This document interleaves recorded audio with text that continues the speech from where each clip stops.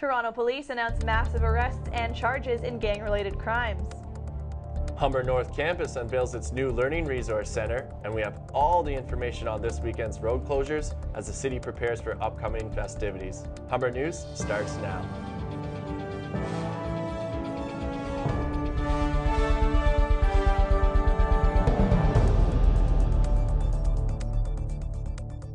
Hello, it's October 4th. Welcome to Humber News, coming to you from the Broadcast Center here at the North Campus.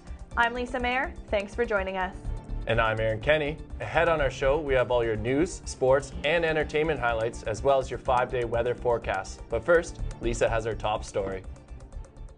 41 arrests and over 400 charges were announced today by police after a 2-year gang crackdown in Toronto. This was in response to violence in the city's East End. Homicide Squad Staff Inspector Greg McLean spoke at a news conference today. It's alleged that these incidents were linked to a gang feud between two groups identified as the Galloway Boys Gang and the Orton Park Gang, who attempted to occupy control of that area or turf. Police seized more than 1,200 grams of cocaine and over $10,000 in cash. The investigation is ongoing as 8 suspects are still at large. Here at the North Campus, there was a ceremony today to mark the construction of Humber's new Learning Resource Commons. Caroline Brown has the details. Tremendous day of celebration. I want to thank you all for coming here today. The 6-story, 260,000 square foot academic support and student services facility will become the new front door to the campus. As a halfway point, it's really moving from the planning phase to the building phase, and it's exciting to watch some of the things that have been designed on paper come to fruition.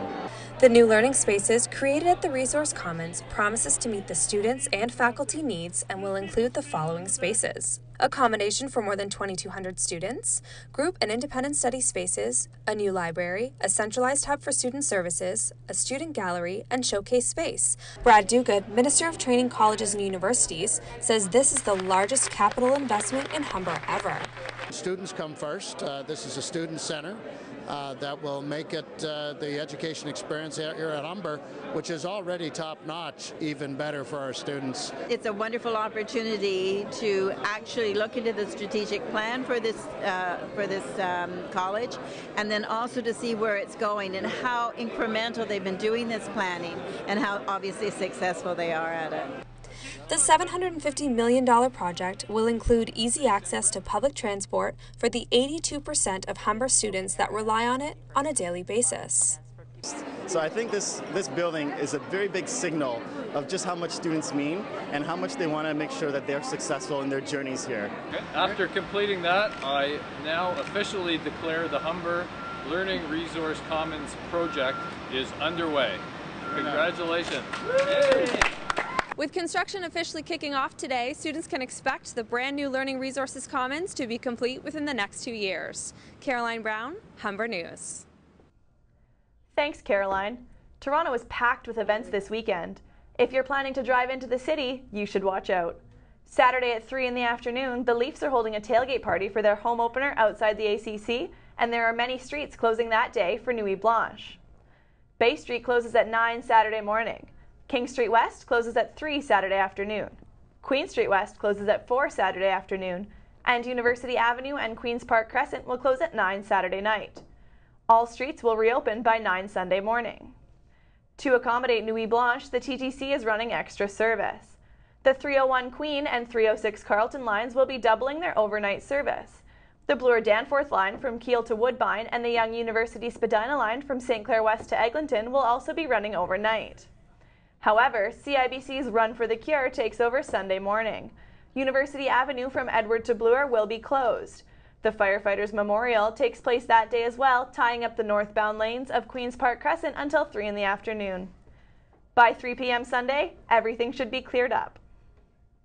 Toronto's 8th Nuit Blanche launches at sundown Saturday this weekend. Yasmin Neal checked out the preparations and excitement. Nathan Phillips Square takes part in Scotiabank's Nuit Blanche this weekend with an exhibit called Forever Bicycles. Over 3,000 bicycles are being connected to Forum Chinese artist Ai Weiwei's trippy three-dimensional installation. Adam Nobody has been working on the structure for about 16 hours a day for 2 weeks, though he hasn't lost his enthusiasm for the job. It's, you know, you only get to build one of these once, so it's fun. I've been looking forward to it. I know the artist.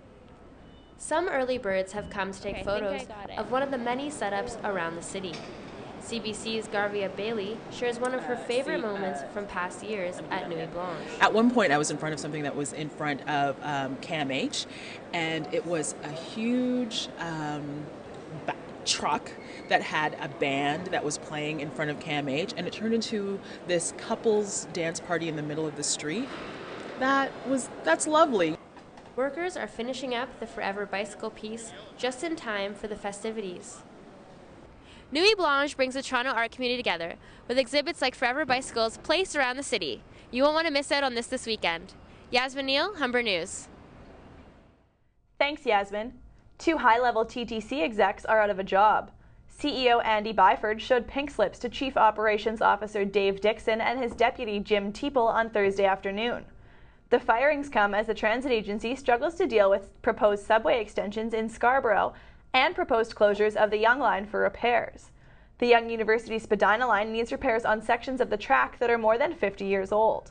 The TTC has not yet ruled out shutting down the Yonge Line between Eglinton and St. Clair stations. Are pedestrian crossing countdowns helpful or dangerous? A study by Sick Kids Hospital says intersections with countdown tickers create an increased risk of accidents. Another study by 2 PhD students from the University of Toronto examined 5 years' worth of police data. The students also discovered countdowns caused over 20 more crashes a month and encourage risky driving behavior. There are almost 2,000 countdown intersections in Toronto. Rob Ford and his delegation are on day 2 of their music mission in Austin, Texas. They will be attending the 12th annual Austin City Limits Music Festival. Today's itinerary includes meeting with members of Austin's music industry, visits to Google's office, and the Texas Advanced Computing Center. There have been no comments on the arrest of the mayor's friend, Alessandro Lisi. When we come back, we'll have more news from across the country and around the world. Rachel Landry will have the sports news, and we'll have your weather forecast with Sarah Ray. Pull out those umbrellas and rain boots. Today shows nothing but rain. I'll have your 5-day weather forecast coming up after the break.